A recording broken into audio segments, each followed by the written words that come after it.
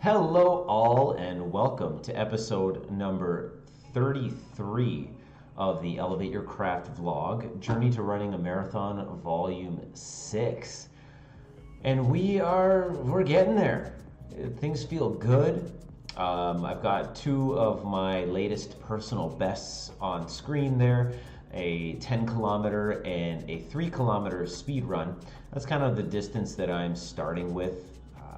The 3 kilometer, I didn't jump right to 5 just because I felt it was more strategic to develop my speed at a more manageable pace. And it's been working out very well.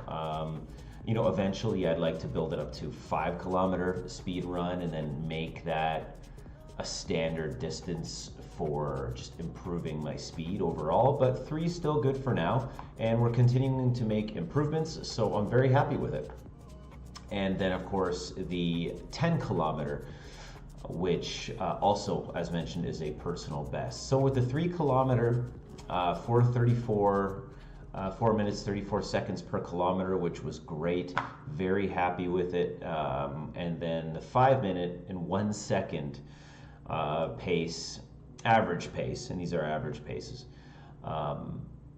So 5:01 minutes per kilometer was also great. I'm a little bit disappointed in myself in that one because I started off slower than, I don't know, I probably should have. And this goes back to what I talked about in the last vlog, where I'm too conservative in how I'm starting out the runs. And I think it's all mental.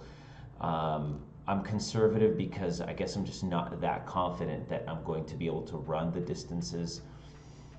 But I think I could be doing it better in that I just need to find a pace and stick with the pace.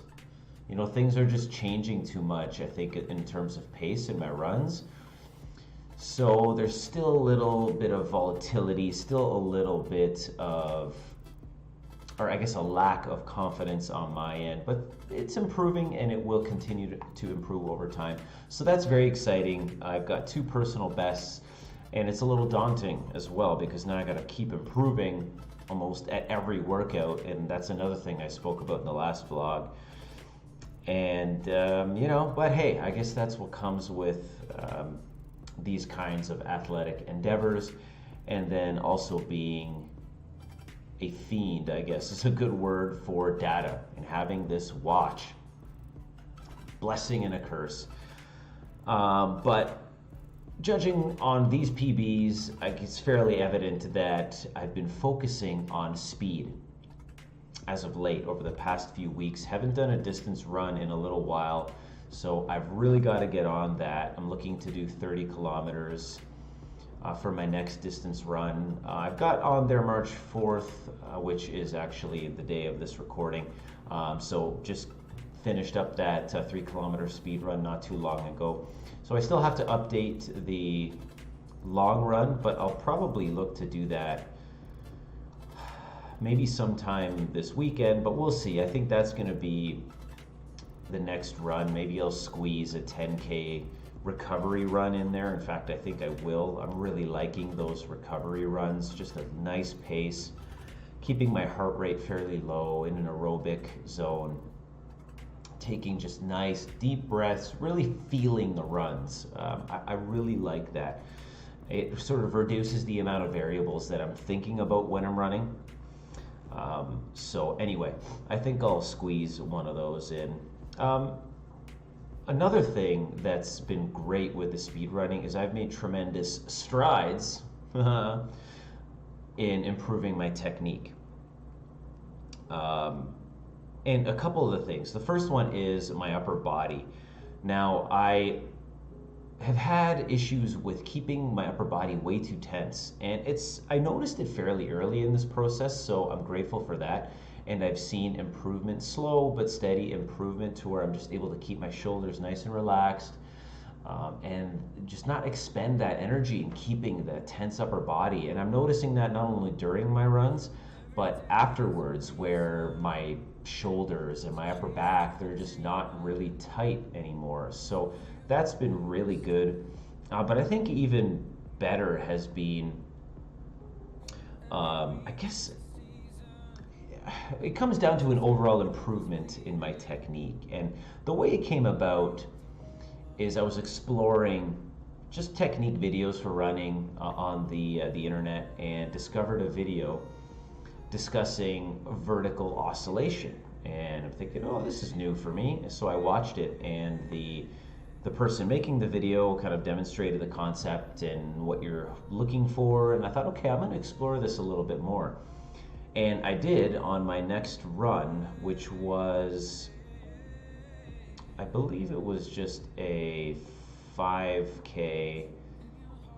Nothing, you know what, it could even have been that PB 10K that's on the screen there. Anyway, I decided that I'm going to, during this run, in my head before, it's like, okay, this run, I'm going to really try and focus on vertical oscillation. And I did, and indirectly, it forced me to shift my technique slightly to not only minimize the vertical oscillation, but my stride felt amazing. I had, you know, good extension throughout my hips. My cadence improved.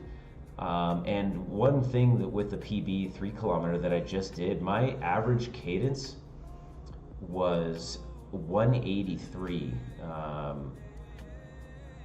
If I can pull it up here, because I do want to confirm that, because it's unreal. I was so happy with that.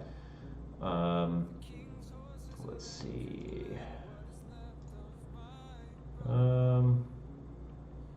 Just gonna pull up the more comprehensive data. And average cadence 183, which is unreal. I haven't really been able to go over 173-ish, 175 maybe, but this focus on vertical oscillation, it indirectly, like I said, just, I'm trying to think of how to articulate it, but I improved my extension, my full extension in my legs, like I said, at the hips, but I almost feel like I'm going, just my stride is so much smoother, like I'm floating almost, you know? I'm going more horizontal, or I guess a better way to put it is I'm going horizontal more of the time. So I guess that comes down to just less vertical oscillation, but it was unbelievable. I discovered this in the middle of the run, and part of how I started doing it was finding a spot to focus on in front of me. And I was running on a track, and I'd kind of just focus, I'd, you know, maintain my posture, keep my head up, look straight, and I'd focus on a spot and then just try and minimize the amount that I was vertically oscillating. And all of these other factors just seemed to fall into place, and it was incredible. My speed improved, and it felt like, and it feels like, I'm going faster because I am. My technique is better. You just feel everything connect, and you feel a nice flow. But it also felt like I was expending less energy. So overall, this has been a huge breakthrough for me in my technique, and all kind of through indirect exploration, and then applying these concepts, and then seeing if they work for me, and then indirectly, just all these things connect, and, you know, hopefully work out to improvements. So that's what I've been focusing on lately. One mental aspect of this is the speed runs are pretty daunting for me. I'm very nervous, and I don't quite know why. I think it's because I'm just afraid that I'm not going to improve on the last run, and that's part of the trouble that I have with collecting all this data. Is I feel like if I don't improve on the last run, that I've failed. And it's tough, you know, I get pretty nervous. It's almost more nerve-wracking than long distances in a way, because I can kind of just, I don't know, maybe hit a certain slower pace and do the long distances, but the speed is a little more daunting for me. So something to consider in your own running to see how things affect you differently, but that's just something that I noticed about my running. But, you know, getting back to the marathon, it's coming up. It's really not far. We're into March already. So I do have to get back on the distance train to just make sure that I can actually run the marathon. But I'm very confident that the speed aspects, you know, running for longer periods at a faster pace, exerting more energy for a longer period of time, will pay dividends down the line and for the marathon. So I'm very happy about the process. But that's what's been going on. So, like I said, next run is going to be a long run. I'm thinking 30 or 31 kilometers. I don't know. But outside of that, speed's played a huge factor. On a more general sense, recrudescence, word of the stream or word of the video. In this case, we have a new quote, which is below. I'm reading the really cool Carl Gustav Jung. You can take away man's gods, but only to give him others in return. And that is from the book that's on the screen there, The Undiscovered Self. And then I'm also almost finished Madame Bovary by Gustave Flaubert. And then Brave New World is kind of the book that I've just started. I usually have a few, and then one that I've read the most of, one in between, and then one that I've usually just started. So Brave New World will get more of my attention when Madame Bovary is finished. But overall, pretty sweet books altogether. Madame Bovary's, it's extremely well written, but the storyline is just not my cup of tea. But anyway, that's it for the 33rd episode of the Elevate Your Craft vlog and volume 6 of Journey to Running a Marathon. Really looking forward to it. Very exciting.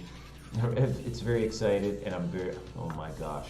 It's very exciting, and I'm very excited to be almost there. So that's it for me and this vlog. Take it easy. You can find me on Twitch for the streaming side of things, which is what this layout is all about. At KASAM, speaking is difficult, KASMANASTY, Kasmanasty on Twitch. And then as you can see by the video, I do a lot based off calisthenics, and I also do live workouts as well. And then YouTube channel is Elevate Your Craft, all one word. I am on Twitter at EYCKAS as well. So thanks very much for watching. And if you haven't followed, please do if you are so inclined. But until next time, I'll see you later.